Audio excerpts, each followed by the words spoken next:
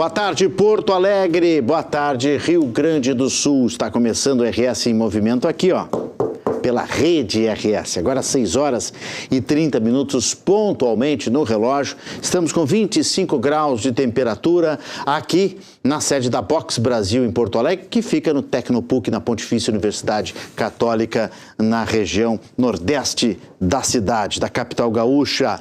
E finalizando, né? Infelizmente, finalizando este verão 2026, e por isso a gente vai ver as câmeras no final de tarde deste final de verão, último dia do verão. O outono chega amanhã, 11 horas e 45 minutos. O Lucas Canever vai tratar disso hoje no nosso Estúdio do Tempo. Tem muita informação. Que bonita imagem, olha aí, ó. O centro de Porto Alegre, Cais do Porto, o Rio Guaíba, que para mim sempre será rio, né? Jamais lago, e agora Esteio. Porto Alegre 25 graus, Esteio 26, final de tarde céu limpo praticamente, depois de uma chuvinha persistente ainda nas primeiras horas do dia de hoje. Região metropolitana, Caxias do Sul, Serra Gaúcha, olha, mais carregado, mais nuvens, 23 graus nesse momento, vista aérea da câmera ao vivo de Caxias do Sul. Nós vamos juntos até às 8 da noite com muita informação, com muitas entrevistas para você aqui no RS em Movimento. Confira agora os destaques do programa desta quinta-feira.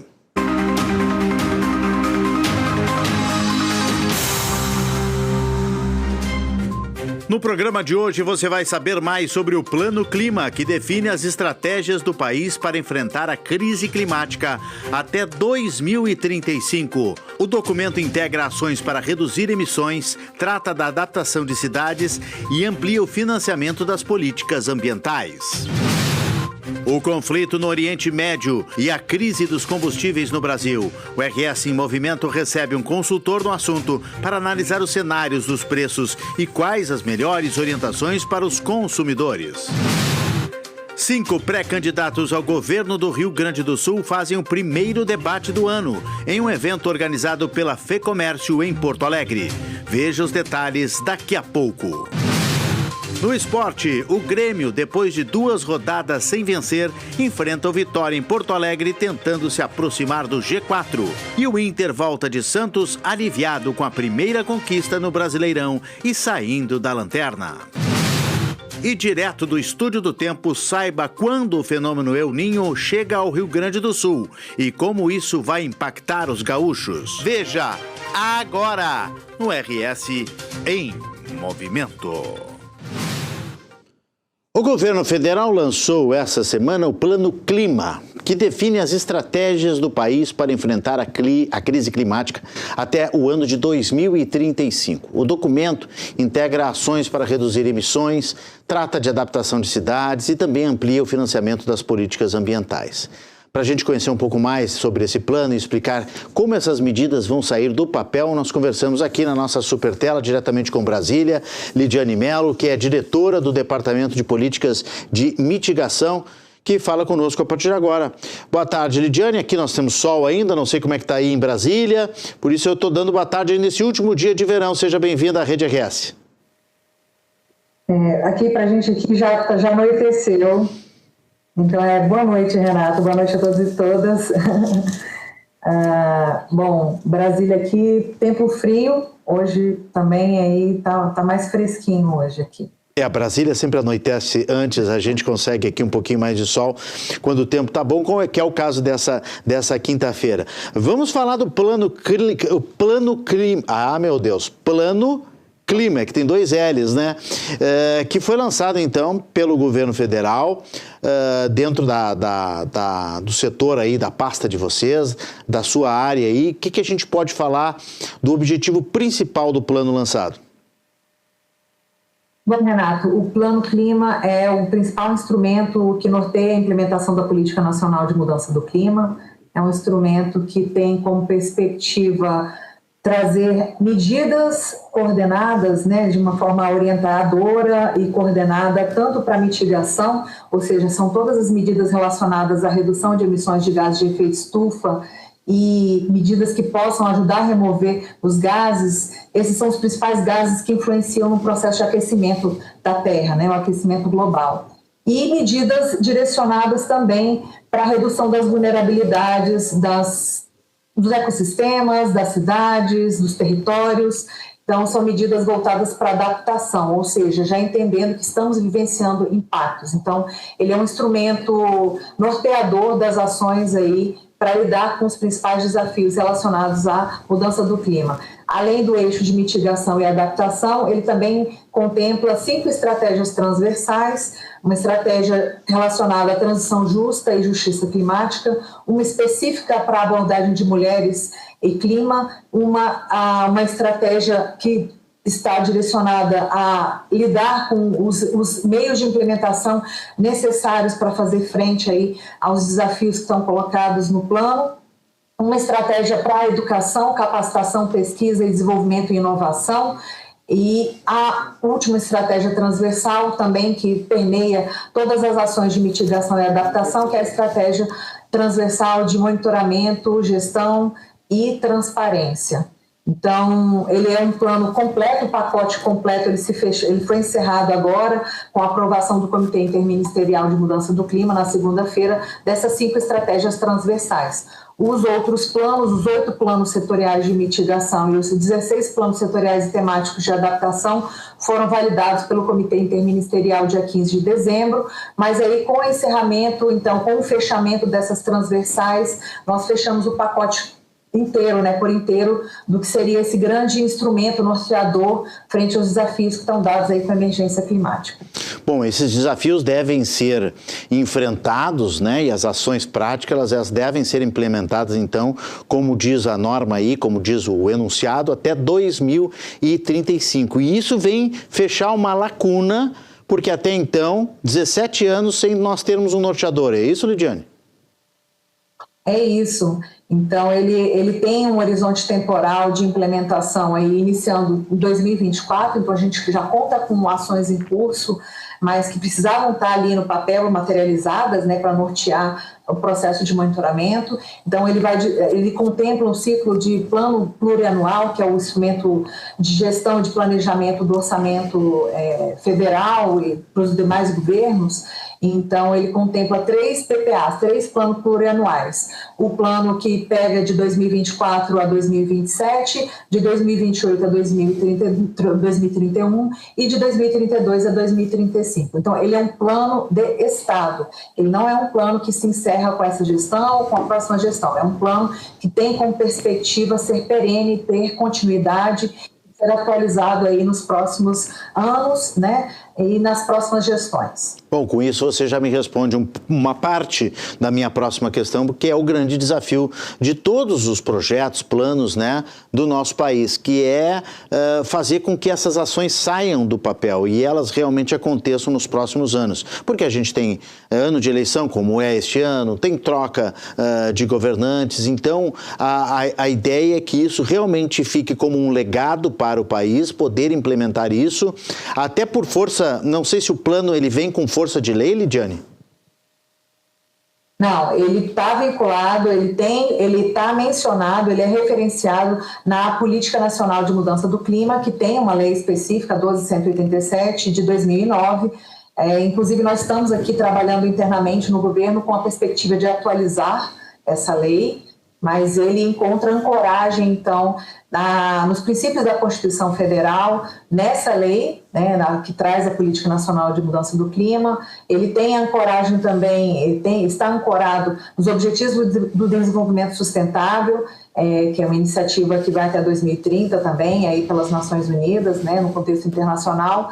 E, então, ele não tem força de lei, mas ele está vinculado, ele é um dos principais instrumentos de operacionalização e de implementação da política foi publicizada e está ancorada em lei. Bom, o Ministério do Meio Ambiente está liderando esse processo, obviamente, e o Brasil acho que está dando uma lição para o resto do mundo. Como é que vocês estão enxergando essa necessidade de revisar essas promessas, metas, enfim, do que a gente pode chamar, mas protocolos, que devem ser implantados nos próximos anos, senão nosso planeta vai se esvair de alguma forma, Nós temos que preservar o planeta, isso é ponto pacífico, Os grandes Os grandes países, os grandes conglomerados estão preocupados com isso. A sensação que a gente tem é que o mundo discute e as grandes nações parece que não embarcam, né, Lidiane? Olha, Renato, como eu falei no início, a questão da emergência climática, ela é um desafio, um dos mais complexos do nosso século, né, do século XXI. Então, e a gente vive atualmente um contexto geopolítico muito complexo, desafiador, com guerras, questões relativas à sobrevivência. Então, lidar com as questões de mudança do clima e com todos os desafios que estão relacionados aí aos possíveis impactos e como isso reverbera no nosso cotidiano, no nosso dia a dia, como isso afeta a nossa qualidade de vida, ela é sim uma preocupação premente e ela tem que ser considerada, os riscos associados aí a todas as medidas, todas as ações, todos os setores estratégicos da economia, ela tem que ser considerada, uma vez que o país aí ele está nesse contexto desafiador e tem que fazer uso dos principais atributos que nos colocam numa posição competitiva, significativa. Então, nós temos muitos recursos e temos que fazer uma boa gestão de tudo que está à nossa disposição para saber performar bem, né, no contexto nacional, né, e também internacionalmente. Então, o plano ele vem num contexto desafiador, mas necessário. Então, não é algo que tem que ser negligenciado em detrimento de outras questões. Pelo contrário, eu acho que ele se soma a outros fatores complexos que estão em discussão, mas que fazem-se necessários por se tratarem de vidas, né, de seres humanos e de questões que estão colocadas aí para o contexto de uma melhor transição justa, para que a gente consiga fazer passos mais significativos no contexto que nos coloca numa posição mais diferenciada e melhor, né, no sentido sempre de melhorar, né, a perspectiva é sempre trazer melhorias para as populações, para as sociedades, para os ecossistemas. Então, é isso, acho que é algo que a gente tem que lidar sim, enfrentar sim. E os outros países, cada um tem o seu modo de lidar tanto com as questões relacionadas, com os setores relacionados à emissão de gases de efeito estufa, como as medidas necessárias para se adaptar, para saber lidar com os impactos que estão sendo vivenciados. Então, é uma soma de um todo que faz a diferença. Nós aqui, enquanto país em desenvolvimento, estamos em um contexto onde junto podemos somar forças com os demais e fazer uma mudança significativa no contexto da Convenção Quadro, do próprio contexto global que trata da emergência climática. Pois é, mas infelizmente os interesses financeiros, eles atrapalham bastante essa concertação, né? É difícil porque grandes indústrias, grandes empresas, elas querem produzir mais, querem ganhar mais dinheiro e elas deixam esse assunto num segundo nível, né? Não é uma prioridade hoje, me parece. Me corrija se eu estiver errado, Lidiane, me dê uma boa notícia, porque às vezes também o ESG que está aí, né, que se falando tanto, né, que é o ambiental, o social e a governança, né?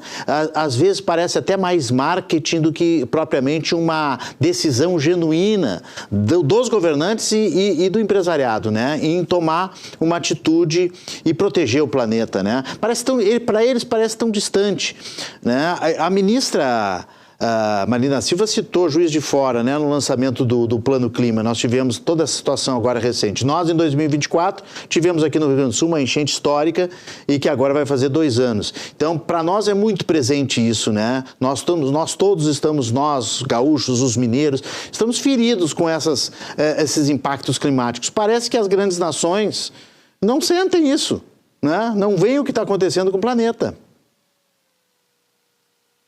Olha, Renato, o problema, a questão do enfrentamento da emergência, dos impactos, o aumento de temperatura, os eventos extremos, eles não são só sentidos por nós aqui na América do Sul, aqui no país, não. Claro que não. São eventos que estão, de fato, já sendo presenciados em países como Canadá, Estados Unidos. Então, são outras nações que também, do norte, e desenvolvidas, que também têm vivenciado, experienciado, né, os impactos adversos aí da mudança do clima.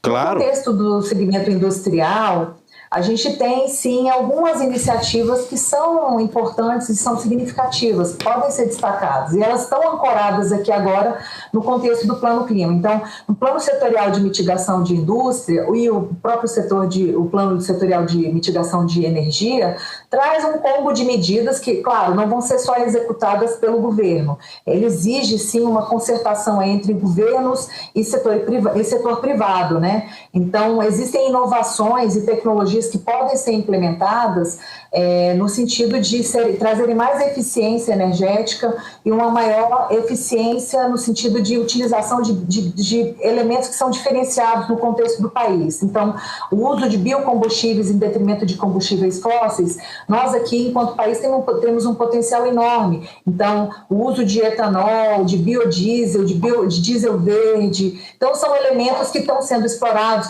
Tecnologias como o biochar, que é uma variação aí, então, da forma de uso de como melhorar a terra para melhor produzir, sem fazer o uso de agrotóxicos pesados e tradicionalmente que fazem mal para a saúde, para o ecossistema. Então, esse é um exemplo. Então, a gente tem a possibilidade de usar tecnologias para fazer o reaproveitamento de biogás dos aterros sanitários ou das próprias estações de tratamento de efluentes de resíduos domésticos. Então, são medidas que, de certa forma, elas somam um combo de pacote de ações que podem fazer o diferencial aí nesse contexto. E o setor empresarial, o setor industrial, ele está muito atento. Fazer parte desses esforços, ele não se faz mais como somente um marketing para atrair novos recursos. Eu acho que ele faz parte desse contexto de sobrevivência e de atuação de forma estratégica e competitiva frente a um mercado que está atento a essas inovações e a necessidade de desenvolver tecnologias e medidas mais eficientes. E medidas que, na medida do possível, tentem trabalhar de uma forma justa, ou seja, a gente pode gerar mais renda, pode gerar empregos novos, a gente tem que trabalhar na perspectiva de capacitar a frente de trabalho hoje para lidar com os desafios, com as novas necessidades, com os empregos verdes que vão ser necessários nesse contexto de transformação para uma economia um pouco menos poluente, né, um pouco menos emissora de gases e mais efetiva, mais assertiva em termos de assegurar a integridade ambiental, mas também fazer jus e ter lucro com isso, né? Muito bem, muito bem. Você nos traz boas notícias e uma visão um pouco mais positiva, né, do que pelo menos eu tinha até agora aqui, que a gente pode estar arrumando para um caminho melhor. Porque os eventos, eles estão acontecendo, como você disse, em qualquer lugar do país, hemisfério norte, hemisfério sul. Nós tivemos uma nevasca histórica agora em Nova York, né, dezembro, janeiro, que é uma coisa incrível que não acontecia há muitos anos, né. Estamos com neve no deserto do Saara, né. Se isso não é um sinal, né, eu não sei o que pode ser, né? Então, os eventos estão chegando, os impactos serão sentidos, e aí a importância de um departamento que você dirige, Lidiane, que está aí, que trata das políticas de mitigação, justamente para atenuar tudo isso, para suavizar o que vem por aí e preparar o planeta de uma forma mais, uma melhor forma, né? Mais preparada mesmo para o que vem aí no futuro. E o Plano Clima vem justamente nesse sentido. Quero parabenizar vocês aí pelo lançamento, pela atualização. Nós estávamos com essa lacuna 17 anos da primeira versão, né? E agora chegando então o Plano Clima para poder traçar essas metas até 2035. Muito obrigado pela entrevista, parabéns pelo trabalho aí em Brasília. Obrigada, Renato. Boa noite. Uma boa noite para você, Lidiane. Lidiane Mello é diretora do Departamento de Políticas de Mitigação do Ministério do Meio Ambiente, falando conosco direto de Brasília. Pois é, o verão está acabando. O outono está começando amanhã, sexta-feira, e a gente vai até o Estúdio do Tempo para conferir tudo isso e muito mais. As notícias sobre o clima com o Lucas Canever. Boa noite, Canever.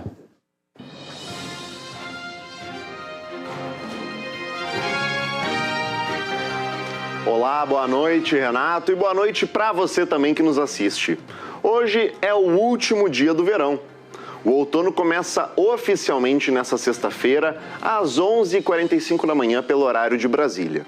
A estação marca a expectativa de alívio nas altas temperaturas. O outono normalmente mantém algumas características do verão, então isso não significa que o calor vai dar trégua. Alguns dias de abril, maio e junho ainda podem ser quentes, como é o caso do chamado veranico de maio, por exemplo. Quanto à chuva, a expectativa é que o outono desse ano seja marcado por precipitações irregulares, com períodos chuvosos e outros de tempo seco, na primeira metade da estação aqui no sul do Brasil. O volume de chuva deve aumentar no sul na medida em que o Oceano Pacífico vai aquecendo, o que inclusive nos leva para um outro assunto. A Administração Nacional Oceânica e Atmosférica dos Estados Unidos confirmou que o Laninha está chegando ao fim e emitiu um alerta oficial de El Niño para o segundo semestre de 2026. O boletim aponta que tem uma probabilidade de 62% para que o El Niño inicie entre junho e agosto, se mantendo até o fim do ano. Entre outubro e dezembro, a probabilidade aumenta para 83%. Nos próximos meses, entre março e maio, a previsão, segundo a NOAA, é de neutralidade climática, quando não há atuação nem do El Niño, nem do Laninha. Mas vamos entender qual que é a diferença aqui no Brasil. O El Niño, ele provoca o aumento das chuvas no sul do Brasil e impede que as temperaturas fiquem muito baixas durante o inverno.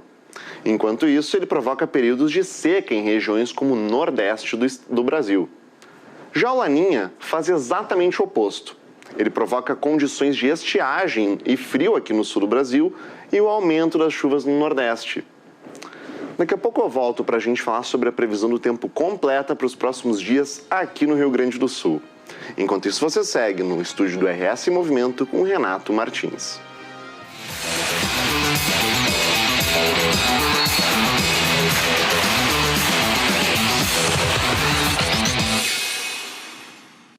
O Grêmio enfrenta o Vitória daqui a pouco na Arena, aqui em Porto Alegre, pelo Campeonato Brasileiro. O Rogério Amaral não está aqui conosco porque está na Arena e é claro que ele vai nos contar tudo sobre como o Grêmio chega para essa partida e também comenta a vitória do Inter ontem sobre o Santos. Alô, Rogério Amaral! E aí, Renato, tudo bem? Tá contente hoje, né, com o resultado de ontem do teu Internacional? Todos nós estamos, né, porque afinal de contas é o futebol gaúcho. Mas vamos falar disso em seguidinha, porque vocês estão vendo, já estou aqui na Arena, onde o Grêmio daqui a pouco mais, logo às 7 horas, joga contra o Vitória da Bahia. O Vitória que vem de um triunfo muito bom diante do Atlético Mineiro. Mas o Grêmio precisa de recuperação. Por quê? O Grêmio tinha 3 oportunidades, agora só tem uma. Ele tinha contra o Bragantino, aqui mesmo na Arena, depois contra a Chapecoense, em Chapecó, Santa Catarina, e agora contra o Vitória. E poderia, nesses 3 jogos, fazer 9 pontos. Só que agora, no máximo, ele vai chegar a 5. Por quê? Porque teve um empate contra o Bragantino aqui e teve um empate contra a Chapecoense lá em Chapecó. Então, o Grêmio precisa dessa recuperação imediata para não ficar com 3 possibilidades de vitória e não ter nenhum triunfo nesses jogos. E para esse jogo de hoje, o técnico Luiz Castro deve manter mais ou menos a mesma base da equipe. Primeiro, Pavon continua na lateral direita. Na zaga central permanece o Balbuena, porque o Gustavo Martins está ainda lesionado. No meio-campo é que pode ter a novidade. Arthur ainda não volta, continua lesionado. Então, deve jogar, né, novamente o Nardoni com o Monsalve. Provavelmente o Monsalve, não o William. O William deve ser guardado aí para um segundo tempo. Então, Monsalve e Nardoni. E Noriega pode ser poupado porque o Noriega vem jogando todas as partidas. Aí seria uma oportunidade para o recém-contratado Pérez também jogar. Ele já atuou, já fez a sua estreia, mas poucos minutos. E na frente, a grande incógnita, pelo menos para nós, é claro que para o técnico gremista não existe dúvida, mas é ou TT ou é Namorado no lado direito. Centroavante continua o Carlos Vinícius e na esquerda o Amuso. Se bem que o Braithwaite, o outro centroavante que estava como titular o ano passado, teve uma lesão séria e já está em condições, também está concentrado. Então são várias opções que tem o técnico Luiz Castro para o jogo de logo mais diante do Vitória da Bahia, onde, repito, precisa vencer. E por falar em vencer, o Internacional conseguiu a sua primeira vitória neste Campeonato Brasileiro, mas uma vitória importantíssima e a mais ainda relevante porque foi fora de casa. Foi contra o Santos na Vila Belmiro. E, para tanto, o técnico Paulo Pezzolano surpreendeu completamente, porque Bernabé e Alan Patrick são jogadores que dividem opiniões.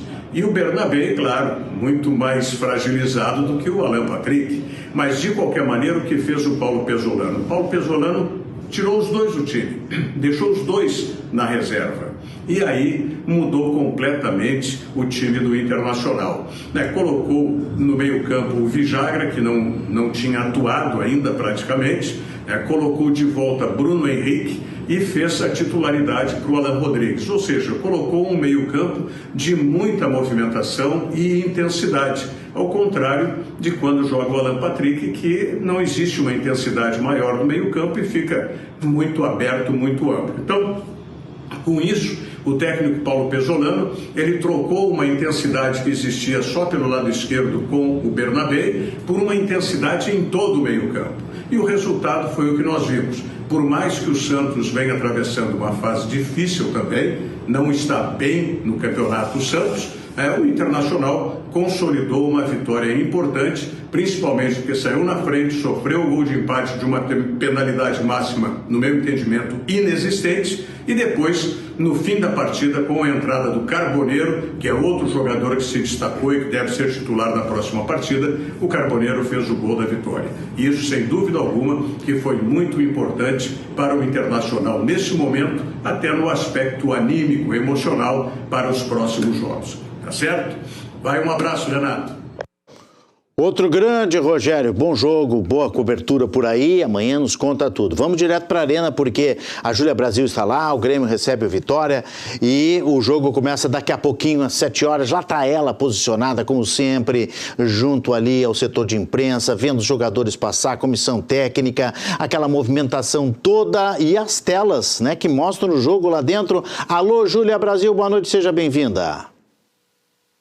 Boa noite, Renato. Boa noite a todo mundo que nos acompanha nesta quinta-feira que é dia de Grêmio. Daqui a pouquinho, falta muito pouco para a bola rolar para Grêmio e Vitória. Os times que há pouco entrarão em campo, já tocou o hino nacional, as crianças já estão passando aqui. Então a bola rola daqui a pouco para essa partida e tem alguns destaques. O Rogério comentou um pouco sobre as questões do retorno do Bright White, ele que volta como reserva, claro. Foram 6 meses fora, então agora ele volta. A gente também tem o Leonel Pérez fazendo a sua estreia como titular do Grêmio no lugar do Noriega, e o William também volta ao time titular. Mas fato é que hoje tem uma expectativa de 20 mil torcedores. E olha, eu acho que não vai ser batida, viu? Porque quarta-feira, às 7 horas da noite...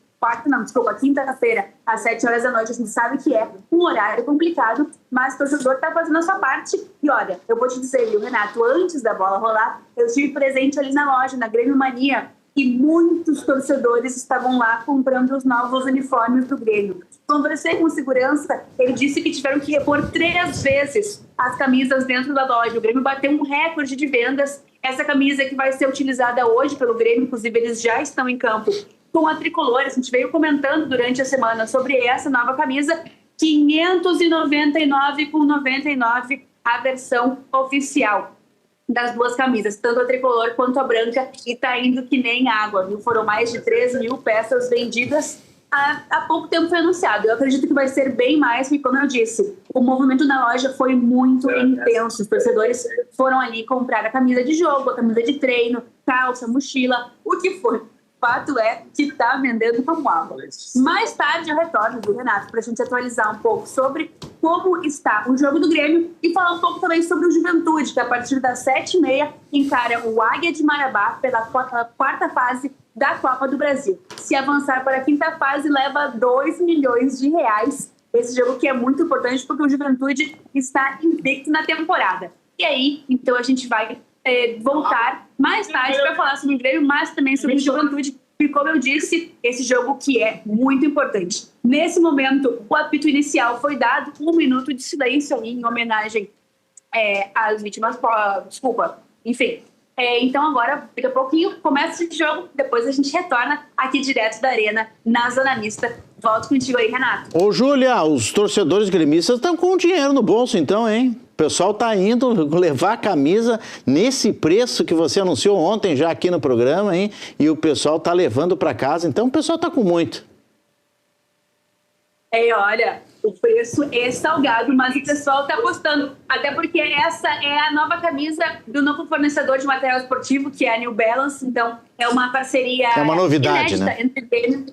Isso, é uma novidade. E o pessoal gostou bastante. Eu, nas fotos, não tinha gostado. Mas na loja tá bem bonita. Quando eu fui lá, já tinha a área vazia. Então, o pessoal tá gostando e tá levando para casa, mesmo com esse preço que, olha, eu achei salgado, viu, Renato? R$ 599,99 uma camisa de futebol não é para todo mundo, né? Eu também achei bem salgado. Daqui a pouco a Júlia Brasil volta. Então, Júlia, bom trabalho por enquanto. Até logo mais. R$599. É, para poucos, mas tem bastante gente lá. Claro, é uma novidade e pode se tornar uma camisa histórica, né? Então, o pessoal quer garantir, né? Porque tem um fornecedor novo. Eu tô aqui de azul, ó, em homenagem ao Grêmio. A seguir, o preço do diesel dispara em várias regiões do país e o impacto já é sentido diretamente no bolso dos consumidores. Em cidades do interior do estado, a falta de combustível afetou, inclusive, o transporte de passageiros. Nós vamos falar sobre este assunto em seguida, depois do intervalo. Já voltamos, eu espero vocês.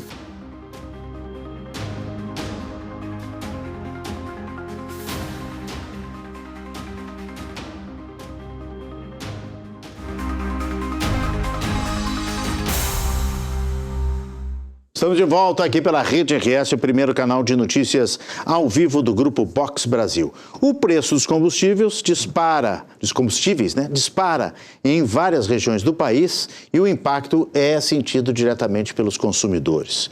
Mesmo com medidas do governo para reduzir o valor do diesel, cidades registram aumentos expressivos e até falta do combustível, prejudicando inclusive o transporte público de passageiros. Para analisarmos esse momento de incertezas e os efeitos no bolso e na rotina do consumidor, estamos recebendo aqui o economista Edson Silva, que atua há muitos anos nessa área de segmento de combustíveis, já foi diretor da ANP, que é a Agência Nacional do Petróleo, né, por 15 anos, e hoje economista-chefe da ES Petro. Edson Silva, prazer em rever o amigo, muito obrigado pela presença aqui na Rede RS. Prazer é meu. Faz tempo que não nos vimos, né? Te entrevistei muito como diretor da ANP. Isso. De modo que é uma satisfação voltar a lhe encontrar e tomar conhecimento desse equipamento fantástico que acabei de conhecer aqui na Tecnopuc. Né? Fiquei muito orgulhoso de ver uma emissora, né? Uma emissora nova aí no mercado, né? O que não é muito comum, né? Não é muito comum. Não é muito comum. Desde já quero desejar sucesso a esse empreendimento, né? Precisamos, né? Quanto mais democratizar a informação, quanto melhor é para as pessoas tomarem conhecimento, serem informadas, né? E você tem um papel importante nisso. Muito obrigado em nome de toda a equipe da Box Brasil, que está com o seu canal ao vivo aqui e com o Edson Silva conversando conosco a partir de agora. Bom, vamos tentar resumir o que é, como é que você está enxergando esse cenário. É um cenário perigoso desse conflito no Oriente Médio que pode acabar trazendo impactos mais negativos, mais do que a gente está vendo agora para o Brasil. O cenário pode ficar pior. Como é que você traça nesse momento esse cenário? É muito delicada a situação, Renato, porque embora nós estejamos vivendo a chamada transição energética, o petróleo ainda é uma matéria-prima fundamental para a economia em qualquer lugar do mundo. Quando um evento internacional acontece na área do petróleo, ele impacta todos os países. Uns mais, outros menos, mas impacta todos os países porque o petróleo é essa matéria-prima essencial para a economia, seja para a indústria, seja para os serviços e para o cidadão, né? Porque nós ainda temos uma dependência muito grande do petróleo, né? De modo que esses acontecimentos que estão em curso desde o final de fevereiro que trouxeram um impacto muito grande, porque é a principal região produtora mundial de petróleo. Né? E isso abalou a economia, né, com um efeito perverso muito grande na inflação, né, em todo o mundo. Né? E aqui no Brasil não podia ser diferente. Muito embora, no curso aqui da nossa conversa, eu vou tentar demonstrar o que eu penso sobre isso, não deveríamos ter um impacto tão grande como o que está acontecendo. Mas, enfim, esse impacto a economia devia estar mais blindada em relação aos impactos do conflito, né? Mais blindada, não é? Mas é isso, em todo o mundo, mais ou menos, os preços estão aumentando, né, porque o preço do barril do petróleo aumentou. Nós saímos de uma situação em que, aí, por fevereiro, fim de fevereiro, quando a agressão ao Irã começou, né, o preço do petróleo estava aí na faixa dos 60 e poucos, o barril do Brent, que é o barril referência para precificar o petróleo, é uma commodity, né? Então, a referência que se tem é o preço do barril do Brent. 60 e poucos dólares. Estava em 60 e poucos dólares. Hoje caiu um pouco, mas está se aproximando dos 110. Já chegou a ser 120. Né? Ora, evidentemente que isso transmitiria, né, numa correia de transmissão, iria parar na economia de um modo geral. Né? De modo que, para piorar, o cenário é de absoluta incerteza. Né? Incerteza, porque, embora o principal que está acontecendo no Estreito de Hormuz, né, que é uma região em que parte dela está no Irã, né, e o Irã, como arma de defesa, né, vinha dizendo já, quando as ameaças da guerra estavam em curso, que ele iria bloquear. Exato. Embora ali só passe 20% do transporte mundial de petróleo. Né? No caso do petróleo, 20%, 25% do gás natural. Né? Mas, de toda maneira, como outros países da região, né? Arábia Saudita, Omã, Kuwait, estão sendo também tragados pela guerra, né? E eles são grandes produtores de petróleo, né? São afetados. Por consequência, há uma restrição, digamos assim, da oferta de petróleo, e, por consequência, o preço disparou. E no Brasil, como é que isso chega? Porque nós temos aqui, você viveu muito isso, né? Nós temos aqui um aumento, uma variação de preço muito sensível em relação aos fatos, né? Porque vem aqui, às vezes vem notícia, vem boato, vem alguma coisa, mas os postos já começam a flutuar. Né? Os preços mudam na madrugada. A gente sabe que o brasileiro, o empresário brasileiro, ele tem uma prerrogativa de já aumentar, já veio aumentando sem sequer termos sentido os efeitos desse conflito? Com certeza, com certeza. Nesse momento nós estamos sujeitos a duas circunstâncias, né? Como impacto desse movimento internacional de aumento do preço do barril do petróleo. A primeira consequência é aumento dos preços. Sim. E a segunda, o risco da escassez do produto. Desabastecimento. Né? Desabastecimento. E nós Você acha que pode acontecer, Edson? Pode acontecer? Pode acontecer. Pode acontecer. Por quê? Porque nós somos hoje autossuficientes em petróleo. O Brasil exporta petróleo. Certo. Né? E essa condição de ser exportador de petróleo, notadamente a Petrobras, dá à empresa Petrobras uma vantagem competitiva muito grande, porque o nosso petróleo, o petróleo extraído, produzido pela Petrobras e por outras empresas, mas notadamente da Petrobras, porque é quem tem a maior produção. É um petróleo que tem um custo muito baixo, né? Na faixa aí dos 20 e poucos dólares, né? E com o preço aumentando, naturalmente a Petrobras tem um ganho extraordinário, né? Porque o diferencial entre o preço de produção e o preço de venda cresceu muito com esse aumento do preço, né? Então, nesse momento, a Petrobras, eu espero que assim faça, né? Ela tem que reduzir o excedente que ela usa para exportar, sim, e direcionar isso para as refinarias processarem e aumentar a oferta dos derivados de petróleo. Para não desabastecer. Para não desabastecer. Sobretudo porque nós estamos falando do risco do diesel. Pois é, eu ia te perguntar, né? O diesel é o mais afetado. O diesel é o motor. Né?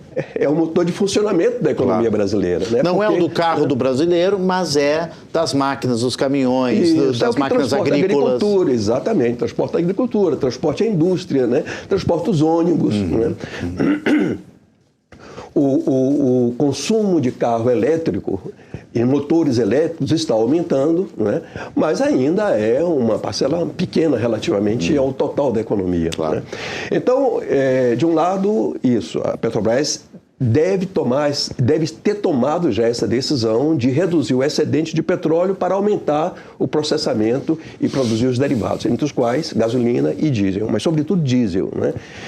Segundo, como nós somos pouco dependentes, hoje o Brasil, o ano passado, as importações representaram 30% do consumo nacional. Né?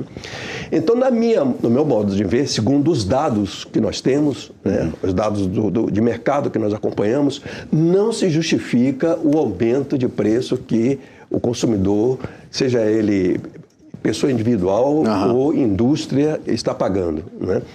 Até porque o governo tomou uma medida apropriada de reduzir em 32 centavos reduzir a carga tributária relativamente aos impostos federais, o PIS e COFINS, né? Reduziu em 32 centavos, embora a Petrobras tenha no dia seguinte aumentado em 36. Ora, se você desconta 36 de 32, o aumento seria de 6 centavos. Né? Mas não é 6 centavos que está batendo lá na bomba. Né? Então, eu acho que há aí também um movimento especulativo por parte, notadamente, de distribuidores que estão retendo o produto e forçando o aumento. Essa impressão que nós temos lá na consultoria, né, eu estou me dizendo isso desde o início de março, né, a metade, na terça-feira, a ANP confirmou, numa fiscalização que ela fez juntamente com a Polícia Federal e o PROCON de Brasília, ela multou 3 distribuidoras, das quais 2 das mais importantes no Brasil, por estarem retendo o produto e praticando preços artificialmente elevados. Né? Então, eu acho que não se justifica esse aumento que está sendo testado aí no mercado, porque nós temos produção e não é um impacto de 30% de importação que vai explicar esse aumento que nós estamos vendo aí nas bombas. Você acha que pode haver uma greve de caminhoneiros no Brasil? Porque eu acho que está de novo, né? Tivemos uma em 2018, agora de novo está um clima, né, e de reivindicações e de ameaças, e isso pararia novamente o país. Você sabe mais do que eu quanto é importante essa categoria. Você acha que nós podemos correr esse risco também, Edson? Eu acho que é absolutamente desnecessário que essa greve aconteça. Né? Se ela acontecesse, seria infundada. A minha expectativa é que o governo tenha habilidade suficiente para conversar com as lideranças da categoria e evitar. E que não seja uma greve com viés político. Né? Não seja uma greve, nós temos um ano eleitoral, e que não seja uma movimentação com propósitos políticos. Pois é, tem mais esse componente, né? Os caminhoneiros têm reivindicações, sobretudo os caminhoneiros autônomos, têm reivindicações importantes, né, relativamente à fixação do preço do frete. Há uma lei de 4 anos atrás, e os caminhoneiros estão sustentando que não há suficiente fiscalização no cumprimento dessa lei do frete. Né? São reivindicações que o governo tem como administrar de modo a evitar, em condições de diálogo, que uma greve venha acontecer agora. Você falou sobre distribuição, né? Esse controle da Petrobras. A BR Distribuidora, ela foi totalmente vendida em 2021, né? Foi um erro, Edson? Eu acho que foi um erro. O combustível, ele tem uma importância tão grande. A Petrobras, ela era, até a privatização, a chamada empresa do posto ao ponto. Portanto, ela produzia o petróleo, refinava e entregava, né, com a distribuidora. Isso dava à Petrobras a capacidade de administrar melhor preços de combustíveis sem que se expor à vulnerabilidade, à flutuação do preço no mercado internacional. Perfeito. E uma empresa estatal como é a Petrobras, tendo o governo como sócio majoritário, eu acho que nesta hora a Petrobras tem que comparecer, na minha opinião, não com a visão de maximizar o seu lucro navegando na onda da elevação dos preços internacionais. Eu acho que não cabe isso porque nós somos autossuficientes, né? Então, esse é um momento em que ter uma empresa da natureza da Petrobras é um fator, deveria ser um fator, está sendo um fator favorável ao consumidor, à economia de um modo geral, né? Esse peso que a Petrobras tem, ele foi minimizado com a privatização da BR, né?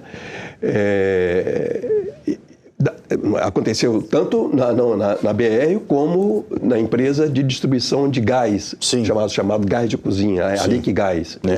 Que é o GLP. Então, nesse momento, eu acho que não ter a Petrobras uma distribuidora como ela teve até 4 anos atrás, faz falta para melhor administrar esse controle, os preços no mercado interno. O presidente Lula disse no final de fevereiro, num discurso, quando estava começando esse conflito todo lá no Oriente Médio, ele comentou que foi um erro e que o Brasil paga esse preço, né, de ser assaltado pelos intermediários. Exatamente. Abre aspas, foi ele que disse. E é o que nós estamos assistindo, né? Faça um registro, Renato. O governo federal zerou a carga tributária sobre o diesel, né? O que implicou numa redução de 32 centavos para o preço final, para o consumidor. Sim. Né? E eu acho que os governos estaduais deveriam fazer a sua parte também. Né? O principal... Pois é, o governo federal, eu já ia falar nisso, foi bom que você tocou nesse ponto. O governo federal pediu para que os governadores também reduzissem o ICMS, né? E os governadores, uma frente de secretários de Fazenda, negou. Né? Agora tem uma ideia de um auxílio, né? Da Fazenda Nacional. O que o governo está propondo, eu achei uma proposta bem interessante. Ao contrário do que aconteceu em uma situação parecida como essa no governo anterior, o que é que o governo anterior fez? Ele zerou o ICMS e disse que depois faria o ressarcimento aos estados. Né? Compensação. A compensação. Agora o governo acho que fez uma coisa mais interessante. O que é que ele está propondo? Reduzir em 36 centavos o ICMS que incide sobre a importação, não é sobre o diesel, o preço do diesel. Sim. Quero frisar isso, para não parecer que zerar o ICMS para todo o diesel. Não, é zerar o ICMS sobre o diesel importado, que responde por 30% do consumo nacional. Perfeito. Mas o que o governo está propondo é que esse prejuízo, essa perda de receita seja dividida. O cálculo é que os estados perderiam 3 bilhões. Então, o estado entra com 1,5 bilhão de reais e o governo federal ressarce os restantes 1,5 bilhão. Né? Eu achei uma proposta interessante. O governo já está perdendo, o governo federal já está perdendo com a redução do PIS/COFINS. Pois é, não é? Claro. Já está abrindo e mão, perderia né? também com a redução do ICMS. Né, sobre as importações. Então, acho que é uma coisa que os governos estaduais devem botar a cabeça no travesseiro e fazer a sensatez valer, não é? Porque num momento como esse... E veja bem, a proposta é que isso funcione até 30 de abril, não é para todo sempre. Sim, claro. Não é até o final do ano. É temporário. É temporário, né? E um impacto relativamente pequeno para os governos estaduais, mas que teria um peso muito grande para o preço do importado, dos 30% importado para o consumidor interno. E os preços nas bombas, Edson Silva? O que o consumidor deve fazer quando ele chega no posto e está R$ 7, R$ 8 o diesel, a gasolina R$ 6, R$ 7?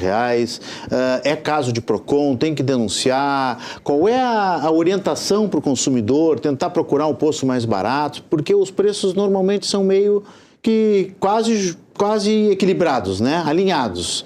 E a gente já fez muita reportagem sobre isso, que na madrugada parece que é cartel, que muda tudo ao mesmo tempo, você vai Hoje até não está tanto, tem mais concorrência, né?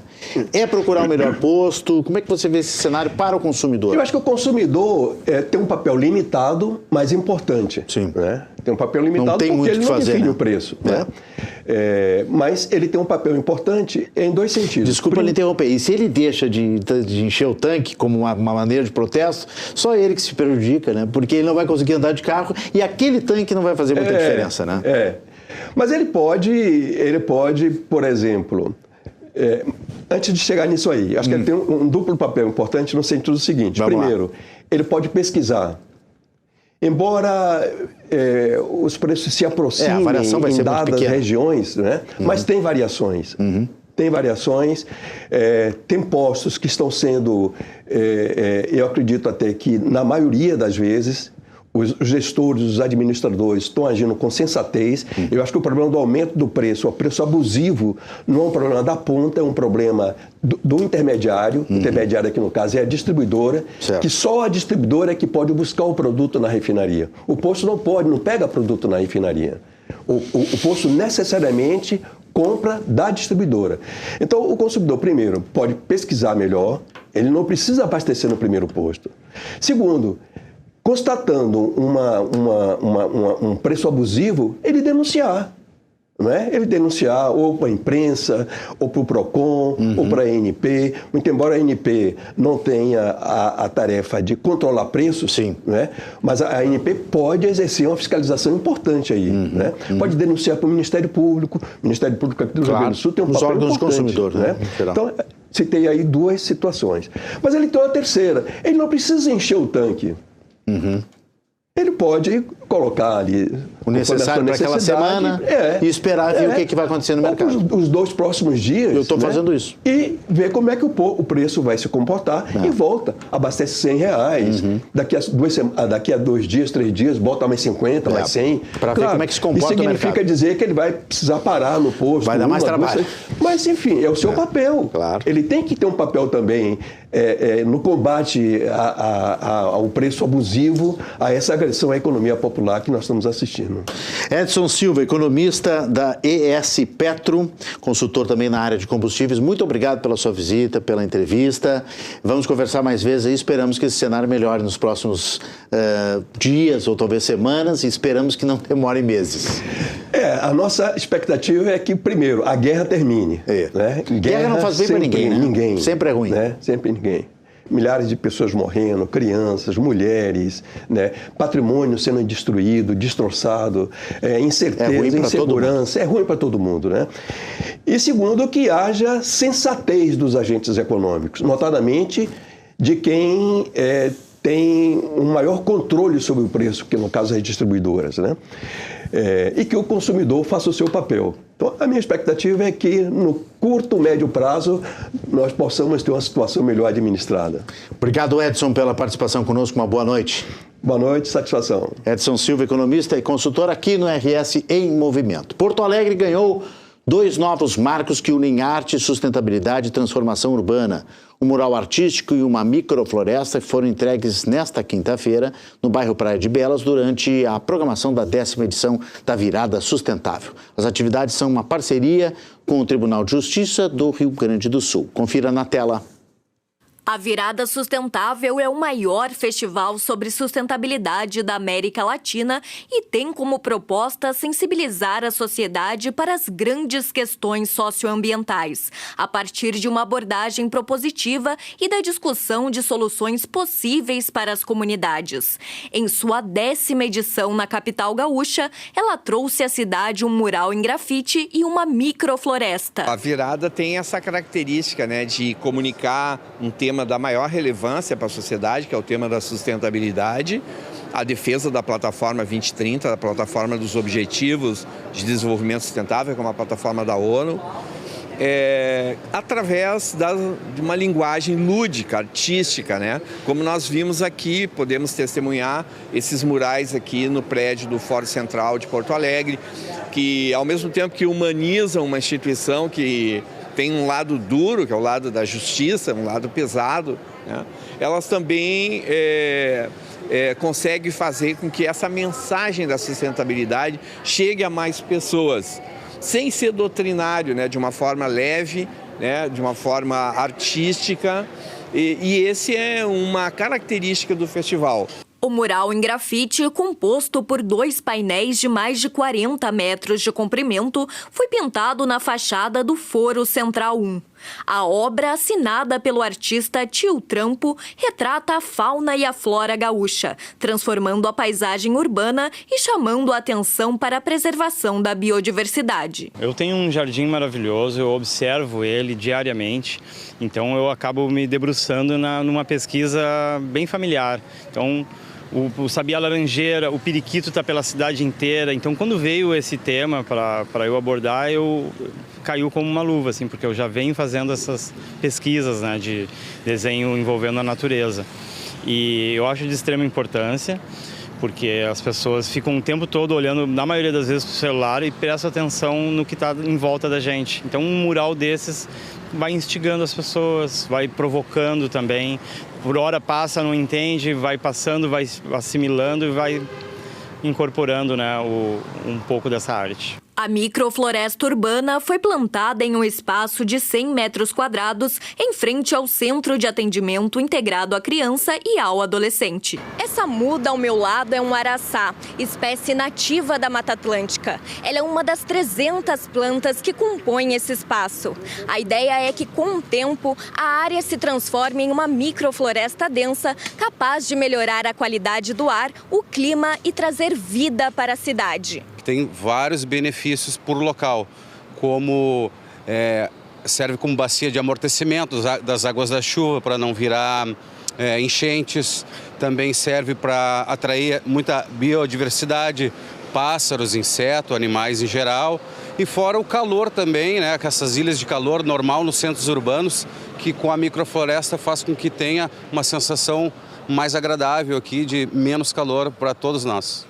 As atividades foram desenvolvidas pela Virada Sustentável em parceria com o TJRS. Essa região da cidade foi exatamente a que foi muito atingida e ficou durante muito tempo abaixo de água, o nosso prédio do tribunal, os 2 prédios do foro. Então, justamente nessa área, a natureza, representada pelas microflorestas, o painel de cultura, que tem elementos também da natureza, e representa exatamente um símbolo de resistência importante em uma área que foi tão afetada por essa tragédia climática. Representando a equipe da Rede RS, eu plantei a muda de araçá, que vai crescer junto com as outras árvores, trazendo mais sustentabilidade para Porto Alegre. A muda de araçá da Bárbara Bertoncini, olha só, que legal, muito bom. A Virada Sustentável vai até o dia 22 de março, próximo domingo, com atividades gratuitas, como uma exposição fotográfica lá na usina do gasômetro e também a realização de um seminário sobre educação ambiental e climática no auditório do Espaço Multi do Tribunal de Justiça do Rio Grande do Sul. Já estou aqui com Irineu Guarnier Filho, na nossa bancada, apresentador do Ponto de Conexão, todos os dias, agora às 9 da noite. Bom dia, bom dia é bom, né? Bom dia, eu me cuido para dar boa tarde, boa noite, agora já é noite. Boa noite, Irineu. Seja bem-vindo, tudo bem? Boa noite, Renato, tudo bem? Tudo Antes ótimo. de qualquer coisa, os gremistas aqui no estúdio estão ouriçados, preciso atualizar que estamos com 1-0, já cobraram pênalti, não? 1-0 e tem um pênalti pro Grêmio que vai sair em seguidinho. Não sei se o pênalti foi dado ou não, mas daqui a pouco a Júlia Brasil vai atualizar tudo. Estão vendo o VAR agora nesse momento. Por enquanto, 1-0 Grêmio contra o Vitória na Arena, está ganhando e está fazendo o seu papel, o seu tema de casa. Irineu Guarnier Filho, qual é o tema de casa do Ponto de Conexão hoje, hein? Então, falávamos há pouco, víamos aí o assunto da virada sustentável. Uhum. Temos até a nossa mudinha lá, né? A Bárbara colocou a nossa árvore da Rede RS. Da Rede RS, temos a nossa plantinha lá. E hoje nós vamos seguir nesse assunto falando aí sobre o 14º Fórum Internacional do Meio Ambiente 2026, o FIMA, né, que é organizado pela Associação Rio Grandense de Imprensa, a ARI, e esse ano vai trazer muita gente aí, especialistas de várias áreas, enfim, para falar sobre meio ambiente e saneamento, porque nós temos hoje no Brasil um problema seríssimo, né, Renato, em relação ao saneamento básico, né? As cidades crescem desordenadamente, ambiente. E não é apenas nas periferias que nós temos problemas de saneamento com o crescimento desordenado. Inclusive condomínios de luxo. Litoral, né, Irineu? O litoral cresceu nos últimos 5 anos, uma coisa impressionante. O crescimento no litoral é impressionante. Muitos condomínios, muitos edifícios. Exatamente. E não existe ainda uma rede estabelecida para poder atender a tanta demanda, a tanto crescimento. Então, o que a gente tem com isso aí? Nós temos aí um problema de saúde pública seríssimo, porque falta de saneamento se traduz em doenças, né? Nós temos problemas com mosquitos, nós temos problemas de mau cheiro, água contaminada, enfim. O tratamento da água passa a ser muito mais caro, encarece, aumenta o custo da água potável que nós bebemos, da água tratada. Então, assim, é um problema hoje gigante que o país enfrenta em razão desse crescimento desordenado, né? E a Ari, então, sempre traz temas aí do momento, temas importantes, levantou essa questão esse ano no Fórum Internacional do Meio Ambiente. Se fala muito, né, Irineu, em adensamento, né? Que é concentrar as populações mais em regiões mais perto uma da outra, para ficar mais perto da escola, do trabalho, para haver menos deslocamento e menos trânsito nas cidades. Eu acho que em tese, na teoria, é ótima a ideia, né? Mas tem que estar preparado, né? A parte de esgoto local, até mesmo também de vias, né? Para abarcar aquele trânsito que vai acontecer naquele local. Porque uma coisa é você botar uma casa, né? Com 5 pessoas dentro da casa. Aí você derruba aquela casa, a construtora compra aquele terreno e faz um edifício de 15 andares. Pois é. Com quantos apartamentos por andar? 4 apartamentos por andar. Faz a conta aí, 15 vezes 4 dá 60, né? São 60 apartamentos. A população que vai passar a viver naquele mesmo 6 vezes 5, 300 pessoas. Naquele mesmo espaço. Então olha o que tem de carro, olha o que tem de esgoto, né? Que tem de número 1, número 2... descartáveis, enfim, lixo orgânico, é um impacto, né? E o outro problema é esse nisso, crescimento, né? Que vai acontecendo também desordenadamente, o crescimento horizontal também, né? A cidade vai se espraiando, vai invadindo a zona rural, enfim. E às vezes o poder público, a prefeitura, enfim, não tem condições de estender uma rede de esgoto para atender a todo esse crescimento horizontal. Por isso que se fala tanto no adensamento. Mas o adensamento, quer dizer, a verticalização das cidades, também tem seus problemas, né? Então, esse é um assunto que eu acho que o Brasil não pode mais adiar, é uma discussão muito importante. E a Ari, né, traz em boa hora esse debate aí para a gente poder ouvir especialistas, enfim, o que está sendo feito no mundo, o que nós podemos fazer com os recursos que temos, né? Parabéns ao presidente da Ari, né, José Nunes, que está sempre por trás dessas ideias, mas eu sei que tem mais uma pessoa por trás aí que é a nossa colega, Daniela Salé, a jornalista Daniela Salé, a sugestão da pauta que é conselheira da Ari, né? Conselheira da Ari, e a sugestão da pauta do programa de hoje foi da Daniela, da Daniela. A Daniela é uma defensora do meio ambiente, né? Defensora e protetora, ela gosta desses assuntos, domina e conhece. E traz o FIMA, e o ano passado ela já trouxe o FIMA aqui também na nossa Ela fez um trabalho extraordinário nas enchentes, depois virou um documentário, ela atuou, né, na linha de frente ali como voluntária e fez um documentário. Depois nós fizemos um programa no primeiro ano da enchente e ela participou do nosso programa, mostramos trechos do documentário, um trabalho muito interessante. Então a Dani está sendo muito ligada nesse assunto e a gente também quer contribuir aí da melhor maneira possível, ouvindo especialistas, enfim, as pessoas que virão hoje aqui. O próprio presidente da Ari, o José Nunes, estará aqui conosco esta noite. Também vai estar aqui o Paulo Robinson Samuel, que é presidente da Associação Brasileira de Engenharia Sanitária e Ambiental do Rio Grande do Sul, o Antônio Filomena, doutor em Ecologia, presidente da Associação Gaúcha de Proteção ao Ambiente Natural, e a Cirlei Souza, coordenadora operacional do Centro de Educação Ambiental da Vila Pinto. Então, vamos ter um time muito importante aqui para discutir essa questão essa noite. 9 horas no Ponto de Conexão, que tem mais uma novidade logo após o Ponto de Conexão. Ontem era o horário, que era novidade, e hoje é um show de novidades. Nós prometemos, né, que a semana teríamos novidades todos os dias. E vai ter, semana que vem vai ter também. Renata, a Rede RS lançou sua expansão né, na quarta-feira passada. Então, as novidades estão chegando. Irineu, vamos anunciar aqui oficialmente, então, que a partir da meia-noite de hoje, 0 hora de amanhã, né? Depois do ponto, ali um pouquinho mais tarde, amanhã você vai curtir durante todo o dia, nós já estaremos num novo canal. Além do 11 da Claro TV, né, que é analógico, nós vamos ter o 511. HD. Que é HD. HD, que quer dizer High Definition, que é alta definição de televisão. Um canal é aquela definição digital. E com que já tem, alcance muito maior. Que já tem a mesma digital, a mesma qualidade de 55 HF, que é aquela antena digital aberta que todo mundo pega. Mas na Claro TV passa a ter, então, 511 com uma cobertura estadual. Né? Vamos assistir na região metropolitana, no interior do estado, a partir de agora. E essa é uma das novidades que a gente está lançando a partir da meia-noite. Vamos ampliar o nosso alcance, a nossa audiência e também poder atender aí algumas demandas que a gente recebe do interior, pautas, sugestões. Falem sobre isso, olha, está acontecendo aqui e tal.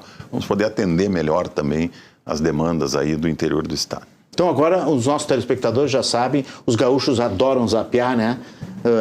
Quem tem ali a TV por assinatura, pega ali, normalmente vem no 500, né? Quando liga a Claro TV, vem no 500, que é o canal da Claro ali. Vai subindo, normalmente o gaúcho gosta de ir subindo para ver o que tem ali, vai parar no 511, né? Às vezes ele pode ir até um pouquinho mais, depois ele vai voltar, ele vai parar no 511 porque ele vai ver o Irineu Guarnier, ele vai ver a Daniela Salé, ele vai ver o Renato Martins, ele vai ver o Rogério Amaral, vai ver a Júlia Brasil, vai ver a Renata Giacoboni, vai ver a programação toda que tem aqui da Box Brasil, né, do Grupo Box Brasil, que está estreando mais novidades aí nas próximas... Sim, também o Lucas Canever, no Estúdio do Tempo, né?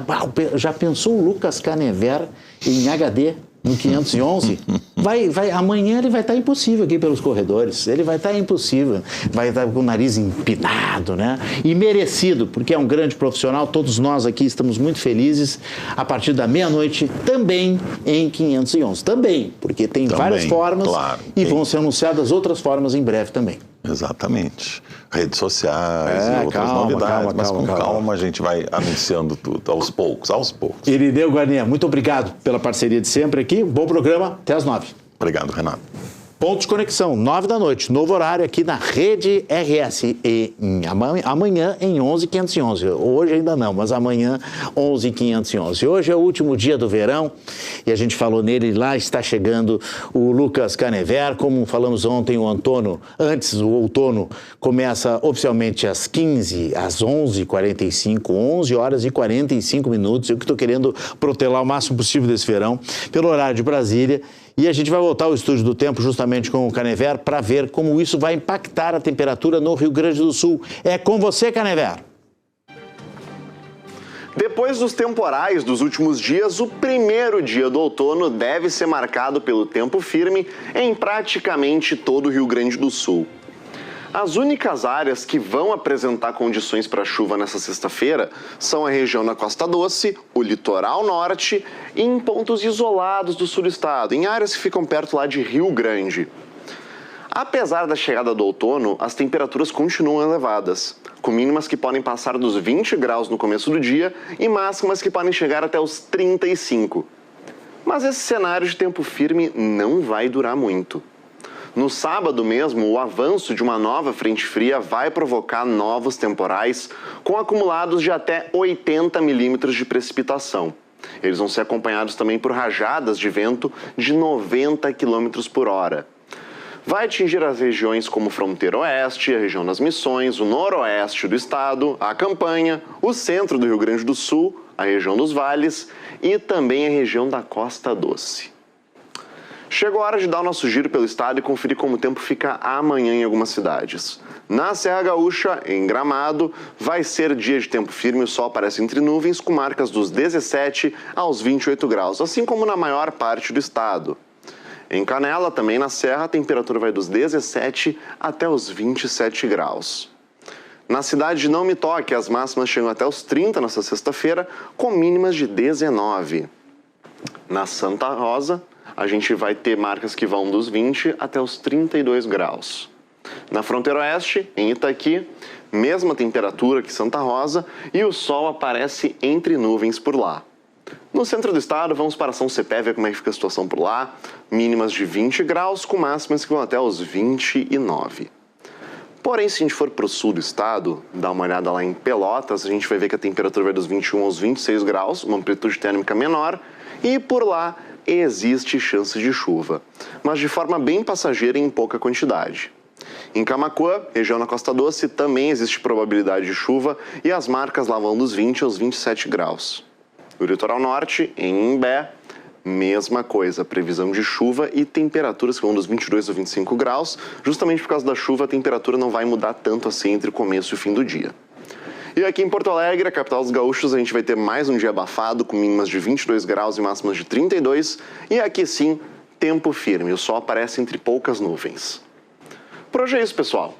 Eu vou ficando por aqui, mas amanhã eu volto com mais previsão do tempo e com outras notícias sobre o clima. Uma boa noite. Valeu, Canevero. Olha, o pênalti do Grêmio foi anulado pelo VAR, aquele que eu comentei antes, então tá 1-0, Grêmio 1, Vitória 0 na arena do Grêmio. Em seguida, a Júlia Brasil vai voltar no terceiro bloco e atualizar tudo que está acontecendo lá pelo Brasileirão. E nós vamos ver a seguir também os pré-candidatos ao governo do estado que participam de um debate em Porto Alegre. O primeiro debate nesse estilo aí, com 5 pré-candidatos. Em seguidinha, este é o nosso próximo assunto, junto com o esporte. O intervalo é bem rapidinho e a gente já volta. Eu espero vocês.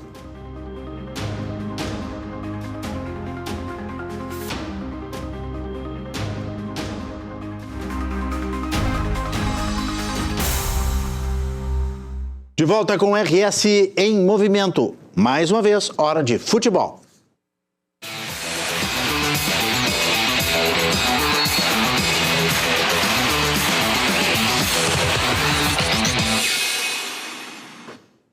A gente vai voltar para a arena aqui na nossa super tela, porque a Júlia Brasil está acompanhando Grêmio e Vitória no estádio do Grêmio, em Porto Alegre. Já dei o placar aqui, viu, Júlia? 1-0. Teve um pênalti aí que foi anulado. Nos atualiza o que está acontecendo nesse momento. Está terminando o primeiro tempo? Isso, Renato. Eu sigo aqui na zona mista da arena, onde daqui a pouco os times vão passar, porque justamente o primeiro tempo está acabando. O juiz deu um acréscimo de mais 6 minutos, então daqui a pouco aqui tá tudo quietinho, vai começar a se movimentar de novo, mas fato é esse, 1-0 para o Grêmio, gol marcado contra pelo Camutanga, inclusive ele que teria feito esse pênalti que foi chamado pelo VAR e foi anulado. Então, nesse momento, Grêmio 1, Vitória 0. O Vitória que não tem dado tanto trabalho para o Grêmio, o Everton fez apenas uma grande defesa até o momento, enquanto o Lucas Arcanjo tem trabalhado mais. Lucas Arcanjo, que é o goleiro do Vitória, tem trabalhado mais, tem feito mais defesas, e o Grêmio então busca o segundo gol para sair hoje aqui da arena, da sua casa, com 3 pontos, já que são essenciais logo nesse início de campeonato. Como a gente vem comentando, quando eu participo aí ao teu lado, Renato, é muito importante começar a temporada, começar a competição já lá em cima, porque depois, quando precisa de pontos, fica mais difícil na briga. Então, o fato é que o Grêmio, nesse momento, tem 8 pontos, ocupando a 12ª colocação, a 9ª colocação. Então, precisa desses 3 pontos, claro, se confirmando nessa noite, para ir mais acima na tabela de classificação. Quem também está em campo nesse momento é o Juventude, que enfrenta o Águia de Marabá pela Copa do Brasil. São competições diferentes. O Juventude que agora joga pela 4ª fase da competição, como a gente comentou antes. Se avançar, recebe R$2 milhões. E aí, nesse momento, a gente tem um 0-0 com 19 minutos. Mas, viu, Renato, eu disse que eu achava que não ia chegar a 20 mil torcedores aqui na arena. Sim. Mas eu dei uma passada lá em cima e tá cheio. Muita gente também usando as novas camisas, como a gente comentou na minha primeira participação aqui. A loja estava lotada. E olha, muita gente usando, vendeu bastante. O time em campo também está usando a camisa tricolor, aquela que a gente trouxe as imagens, que a manga é preta, o resto é tricolor, ela tem um degradê, detalhes em dourado, 599 com 99, a versão oficial. A gente comentou isso também. E olha, o preço é salgado, mas está vendendo, né, Renato? Ô, Júlia, chama a tua reportagem, nós estamos sobre a hora, o material que tu preparaste sobre o Inter ontem, né? Claro, vamos falar do Internacional, como o Rogério já comentou, o Internacional que venceu pelo placar de 2-1, mas eu conto a história do jogo aí no VT, na tela. Após 6 rodadas, o Internacional conquistou a primeira vitória no Campeonato Brasileiro. Na noite de ontem, o Colorado encarou o Santos na Vila Belmiro e venceu pelo placar de 2-1. Zé Ivaldo contra abriu o placar para o Inter. Depois, Neymar de pênalti empatou para os donos da casa. Carboneiro saiu do banco de reservas e já nos acréscimos, aos 49 minutos do segundo tempo, fez o gol que garantiu a vitória colorada. Com o resultado, o Inter saiu da lanterna e subiu para o 17º lugar. Para o jogo, Paulo Pesolano promoveu mudanças na equipe, tirando peças como Alan Patrick e Carboneiro. O técnico explicou a escolha. Sí, desgaste físico, tá? Muchos jogos seguidos, cada 3, 4 días los jugadores estaban sintiendo, ¿sí? Nós necesitamos un time humilde dentro del campo, un time que corra, un time que esté al 100% primero físicamente, y hoy procuramos eso, que los jugadores que estén dentro del campo estén ya al 100%. Eso fue lo primero. Y lo segundo, sabíamos que venía un campo difícil, un time con grandes cualidades, ¿sí? Con un buen treinador. Hoje está pasando un mal momento, como pasamos todos, mas un buen treinador, y sabíamos que no teníamos que dar espacio para ellos. También tienen jugadores de mucha calidad. Y supimos tapar los espacios que eles querían. Así que a partir de aí, o jogo começou a ser a nosso favor. O jogo também resultou na demissão de Juan Pablo Vojvoda no Santos. Pressionado antes mesmo da bola rolar, a derrota culminou no fim da linha do trabalho do argentino. Horas depois, na manhã desta quinta-feira, Cuca foi anunciado como novo técnico do Peixe. Essa será a 4ª passagem do treinador pelo clube paulista. Após a vitória, o Internacional volta a campo no domingo. O Colorado recebe a Chapecoense no Beira-Rio a partir das 6h30 da tarde. O jogo é válido pela 8ª rodada do Campeonato Brasileiro. Alívio momentâneo, né, Júlia? 3 pontos muito importantes, né, Renato? O Internacional que estava precisando, aí conquistou. Só para finalizar, então, aqui, primeiro tempo encerrado, 1-0 para o Grêmio. Volto aí contigo e amanhã a gente vai falar mais sobre esse jogo, viu? Valeu, Júlia. Brasil, direto da Arena, ao vivo, Grêmio em vitória, Grêmio vencendo por 1-0. Porto Alegre, vamos falar mais de esporte. Porto Alegre se prepara para a 5ª edição do STU. A partir de amanhã, a capital dos gaúchos recebe alguns dos principais nomes do skate no Brasil e no mundo. Nessa quinta-feira aconteceu a entrevista coletiva oficial de abertura do evento e a gente vai conferir na tela. Às margens do Guaíba, em Porto Alegre, a maior pista de skate da América Latina abre o calendário nacional do STU nesta sexta-feira. No trecho 3 da orla, alguns dos principais nomes da modalidade vão competir em 2 momentos. O primeiro, neste fim de semana, nas categorias olímpicas Street e Park. Já nos dias 28 e 29, será a vez das disputas de vert e mini ramp. Na manhã desta quinta, aconteceu a coletiva de imprensa oficial do evento, que confirmou uma atração: a apresentação especial de lendas do esportes. Os nomes foram confirmados pelo hexacampeão mundial e dono do maior drop do mundo, Sandro Dias, o Mineirinho. Vão estar se apresentando eu, Andy McDonald, Ronnie Glifber, Lindsay Adams, Karen Jones. Então vai ser uma apresentação muito legal com algumas pessoas, alguns skatistas da minha geração, que isso é muito importante, e que se tornaram lendas, que hoje não competem mais, mas que se tornaram lendas do skate. A secretária estadual de Planejamento, Governança e Gestão, Daniela Calazans, lembrou de quando o Mineirinho desceu o prédio do Centro Administrativo Fernando Ferrari no ano passado como um símbolo da superação após as enchentes.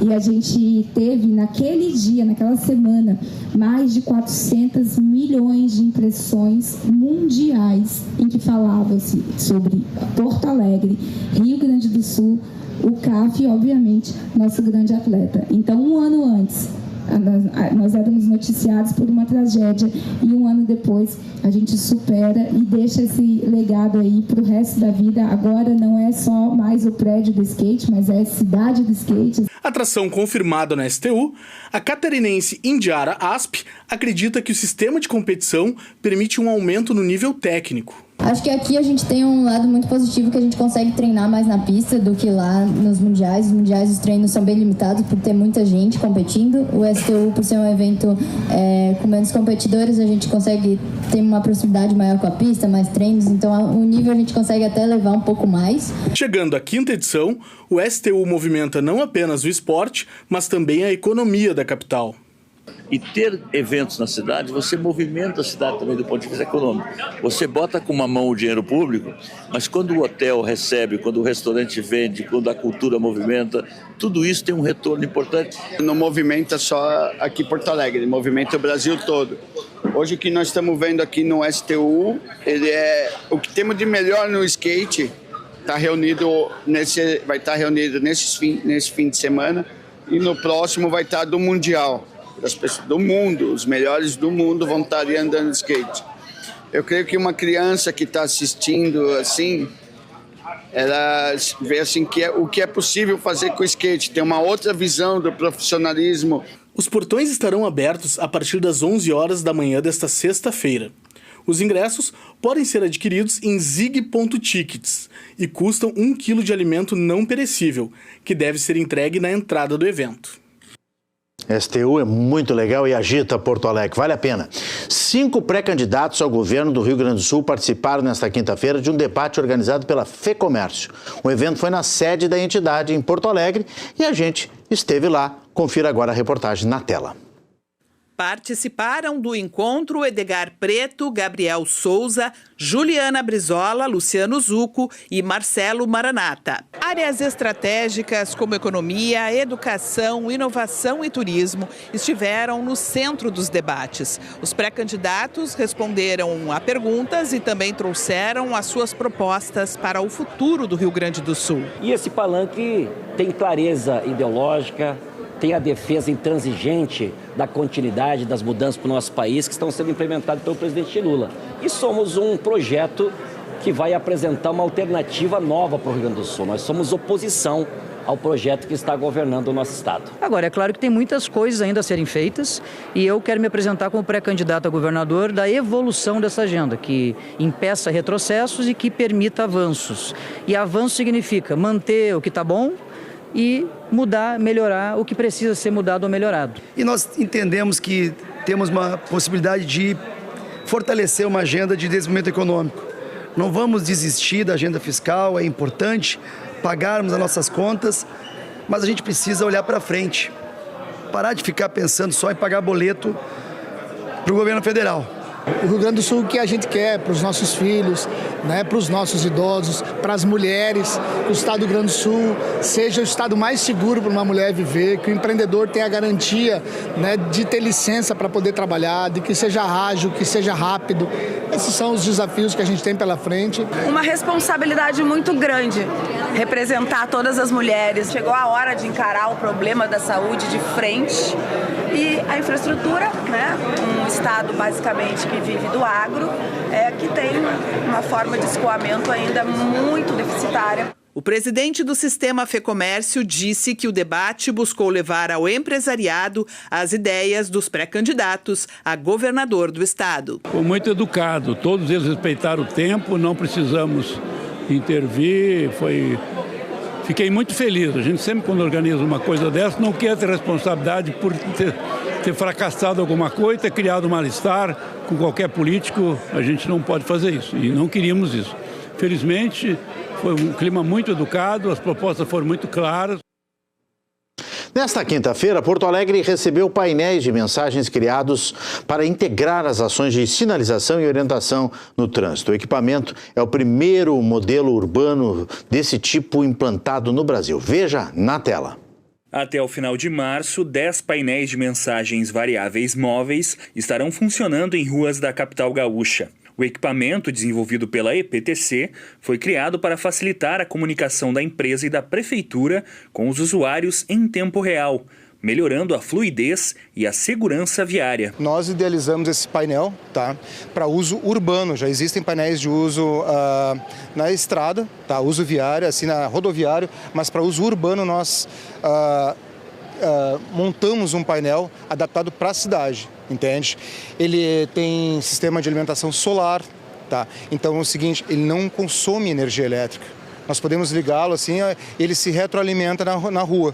Em tempo real, nós podemos disparar as mensagens do nosso centro de comando em tempo real e os próprios agentes também podem mudar as mensagens também na via, tornando rápido a comunicação. Nós vamos utilizá-los sempre que possível, tá? Desvios de trânsito, algum acidente maior que denote uma grande reorganização do trânsito à volta, eventos, por exemplo, jogos de futebol, estádio Beira-Rio, estádio São José, Arena do Grêmio, também as áreas de lazer aos finais de semana, entende? Nós vamos ter um grande evento agora, o South Summit, o STU também, de skate. Então, em todos eles nós vamos dispor essas placas ao longo das vias para as pessoas poderem chegar e sair de forma ordenada. O RS em Movimento fica por aqui. Sorte, saúde, sucesso. Esperamos vocês amanhã ao vivo, 6h30 da tarde, aqui ó, na tela da Rede RS. Muito obrigado pela sua audiência e uma ótima noite.